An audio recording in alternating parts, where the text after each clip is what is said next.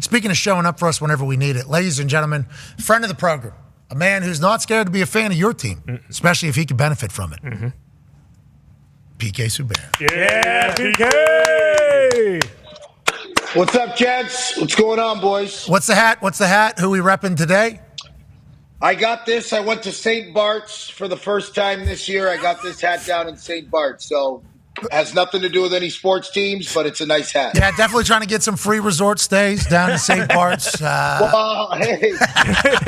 Favorite island. Love it down there. Love it down there in St. Bart's. Let's talk about last night.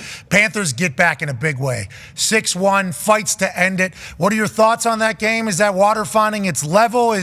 How should Bruins fans look at this? How should Panthers fans look at what happened last night, PK? Well, for Panthers fans, it's a long time coming.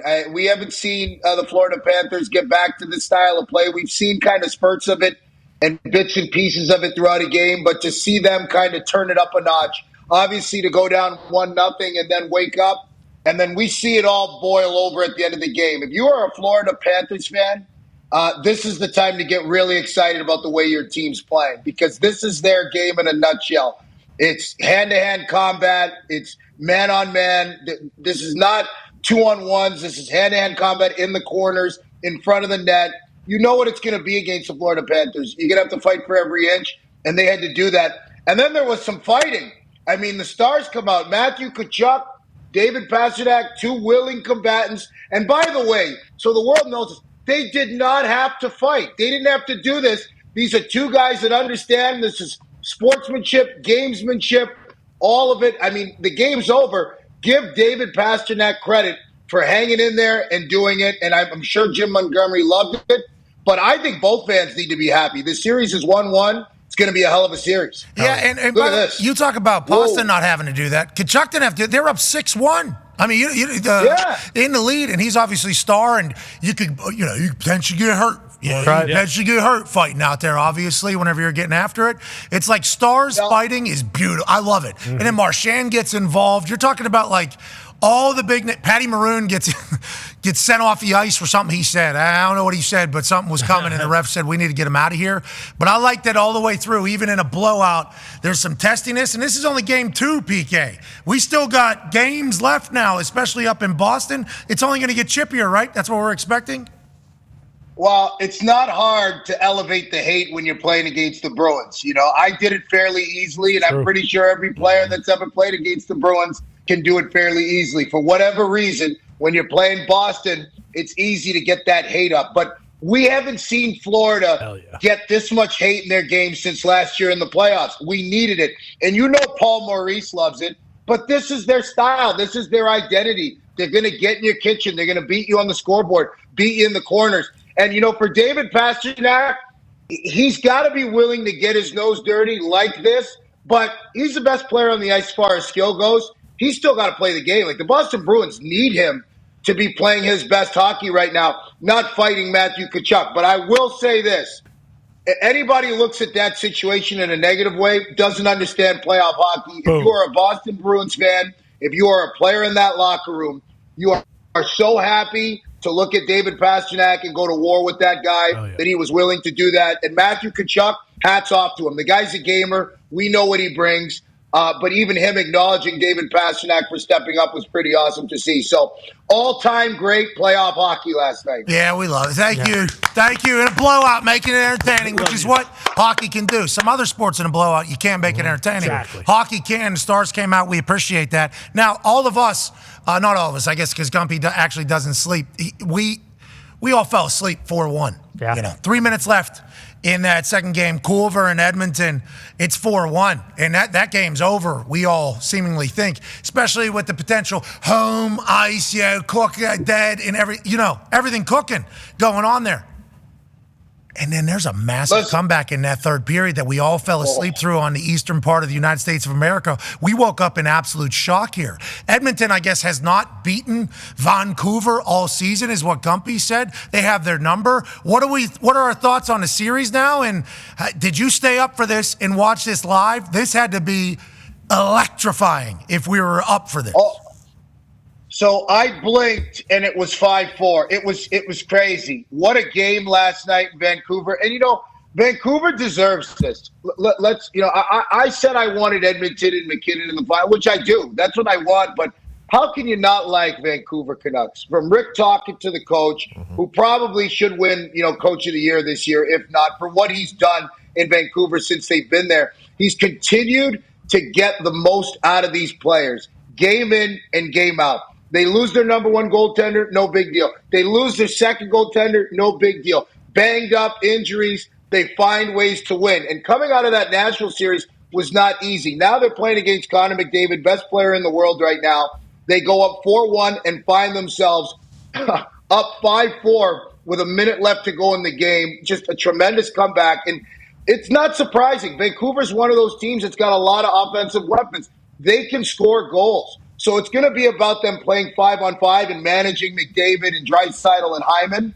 But they can score goals. Edmonton's going to have to play solid defense. And this was one of the questions that I had about their team earlier on in the year, is can they lock it down? And they've shown they can win games 1-0. I think when you get up 4-1, we've seen a couple comebacks already early in the postseason. This is hockey now. No lead is safe. 1-0, 4-1, doesn't matter. You got to play a full 60. That's why series are 7 games. That's why we have overtime. That's why you can play extra minutes. You got to put teams to bed. And that's why I didn't pick your Bruins to win the series, because they got no killer instinct as far as I'm concerned. No killer instincts. They're all fighting at the end of the day. Yeah, okay. I appreciate it. Hey, let's not, and your Boston bias is real deal. Yeah. What was it? 3-0 though, 2 nights ago, right? It was Dallas and Avs or whatever, right? It was 3-0. Yep, 3-0 Stars in the first. Yeah, first period. 4-1 last night. I mean, no games over, seemingly. Ever. That's awesome. Big ones tonight, though, PK. Connor's got a question for you. Yeah, PK, how do you feel about the change in goal for Carolina? Do you think that's going to kind of give them some extra juice? It felt like Freddie Anderson was kind of playing well, and that the issue was more so on the other side of the net, getting that puck past Igor. But do you think that might kind of mix up the locker room in Carolina, give them a fresh wind in their sails? As well as Freddie played, do I agree with it? I think that when you see a goaltender that has played as well as he did, I don't think he had a chance on a lot of those goals. Like, their power play goals, tic-tac-toe. I mean, no goalie stopping that. I mean, it's ridiculous. I think Carolina's got to take a long look in the mirror here. Game 3 is a must-win game for the Carolina Hurricanes. You go down 3-0 to the Rangers, you can basically start planning golf trips, because I don't see you beating the Rangers, 2 games in a row with the way they're playing and the way Igor Shesterkin's playing. So it's a must-win for Game 3. But where's your special teams? Like, your special teams got to be better. The Rangers have just absolutely smacked Carolina around in the special teams game, and Carolina's non-existent. I know this is a hard-checking team. We love the way Carolina plays 5-on-5. Hard checking. They finally get their defense involved in the offensive cycle, in the offensive zone, getting involved in the rush, and that's helped them generate some more offense. But you got to be able to kill penalties, and you got to be able to score on your power play. They had 4 or 5 opportunities in the third period in Game 2 to put the Rangers away, and they didn't get it done. Killer instinct. You want to make it to the next rounds. You want to continue to progress to the Stanley Cup playoffs. Your special teams got to get it done. Amen. And the Carolina Hurricanes need to look at their special teams, not the goaltending. Special teams, special players. Amen. Right. What's up, brother? Going on all around the NHL. Ty has a question for you as we're coming up on a hard eye. Yeah, what about the other game tonight, PK? I think, in terms of, you're talking about the layoffs, Dallas obviously goes 7, and then they're kind of shot out of the cannon in the first period against the Avalanche, go up 3-0. They obviously lose that game. But is there a chance that they might be similar to how Boston was last night? Maybe, a little bit of cement in their skates tonight going into this game, or how do you see that one going? Well, Dallas is going to have to play with the same energy that they brought against Vegas.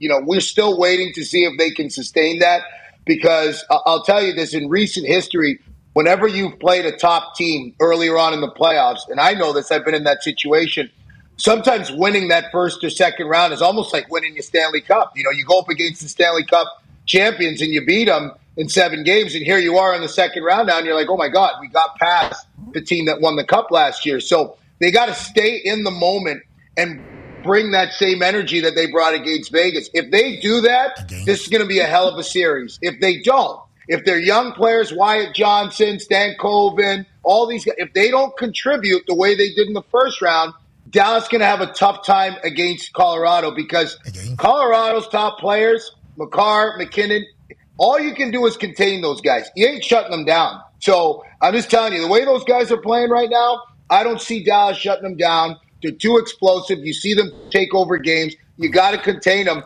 but they're going to need their depth. Dallas is going to need their depth more than ever in this series. Oh, no, Gumpy. Coach. Oh, no, Coach Gumpy. We need our big guns, too, like Robo, Rupe Hintz. Those guys need to get going a bit. Jamie Benn, the young lads have been doing it. They're big guns. They're good players, but they ain't Cale Makar, and they ain't nobody Nathan is. McKinnon. I'm not saying, Whoa. and I'm just saying that's what the reality is. They have to play. They got to be the best version of themselves. Absolutely. But we know what Nathan McKinnon's doing, and we know what Cale Makar's doing. So you got to answer the bell. We'll see if Georgiev can stand on his head every night as well. Well, we think some goalies have proven that they can. Mm-hmm. For Swayman last night, he gets pulled. He's been on quite a run here. Quite a run. You know, he needs a rest. Yes. He needs a rest. Yeah. You know, Thank you. yeah, he needs a rest. I wouldn't look too much into that. Yeah, this is standard stuff, I think, though. Night. This is standard playoff hockey goalie stuff, I think. Like, this is going to happen, especially in best-of-7 series. We're pumped for Swayman standing on his head, but, like, every once in a while, you know, all right, let's take a break. Every other game. Yeah. But he's the one who wanted it, so it's like it's kind of a balance. And it was similar to Freddie Anderson. Like, none of those goals last night, I think, as a fan, you look at, like, Swayman, what are we doing? Like, they were all pretty good goals or just layups. Yeah.